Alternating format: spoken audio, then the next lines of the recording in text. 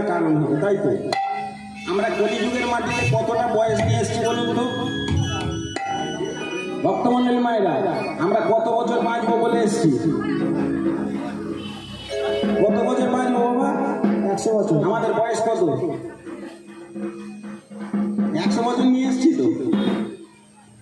তাহলে 100 বছর আমরা কিন্তু পরময় কলিযুগে হিসেব বলছি, আমি বলছি না। সত্যযুগ